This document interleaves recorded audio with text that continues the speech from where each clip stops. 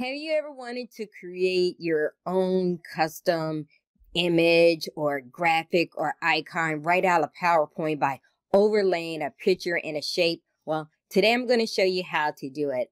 I know that I did a previous video for professional signature templates, and you could not do that overlay. So I'm going to actually show you how to do it in this video. If you're visiting my channel for the first time, hi, I am Teresa at Track Creations for where we explore, experiment, execute effectively. You're going to find more Microsoft tricks and tips on my channel, but today we're going to talk about how to create your own customized image, graphic, icon, whatever you want to call it. Okay, so I have PowerPoint open, and a couple things we want to do. We're going to recreate this, image is what's on top, and I had overlaid a graphic on the bottom. First thing we want to do is just insert our picture from our device or wherever. Just so you know that Microsoft do have pictures, stock images available to you. These are royalty free. You don't have to worry about any copyright issues. If you choose pictures from the online versions, you may have to watch out for copyrights. Keep that in mind. But I'm going to choose a picture from my device. And I like to make sure that I turn on the guide and the grid lines. Let me show you how to do that since I already have those turned on. Under View, you want to make sure you have the grid lines on as well as the guide. The guide is what's down the middle. I know that my image is centered within this on my slide, and these grids here are actually these 1x1 squares, and it's just going to help me make sure I line my picture up here really good. Just because my image does not have a background, it's a white background, I like to go ahead and add a border around it, just make it easy for me to know what I'm working with. Click on Shape Outline and just choose a color, doesn't matter. And there's my border.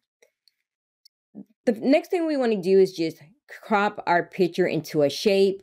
Click on the image, make sure you see those anchors. Click on Picture Format from the ribbon. Crop to shape, and then choose a shape. You could choose any shape that you want.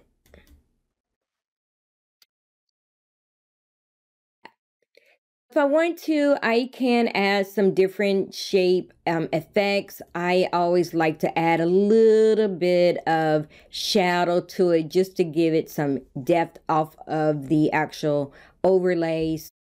You could choose whatever to your likings, but I'm just going to choose this one that's in the middle. Okay, so that's good. Now let's insert our shape. We're going to choose the same shape. The reason why the grid lines is helpful, once again, it just helps me make sure I got everything lined up. What I want to do is, this is going to allow us to rotate.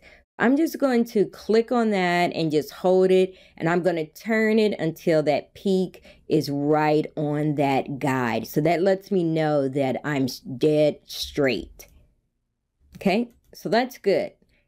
Let's send this shape to the back. I'm going to click on the shape, right click, and send it to the back. Okay, so that looks pretty good. Now what you want to do is just highlight the both graphics and the picture. Control G to group it.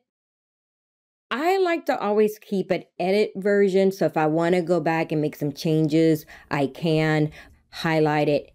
I'm going to hit Control C to copy, and then I want to paste special, and I want to choose a PNG file.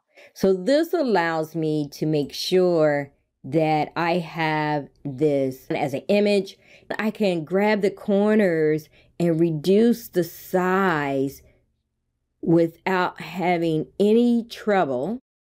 I showed you the basic steps that you need to take. You can really do some really cool things by just changing the shape fill, shape outline, and the effects. Have fun, guys, and really do some really cool things. If you want to share them in the comments, please do so.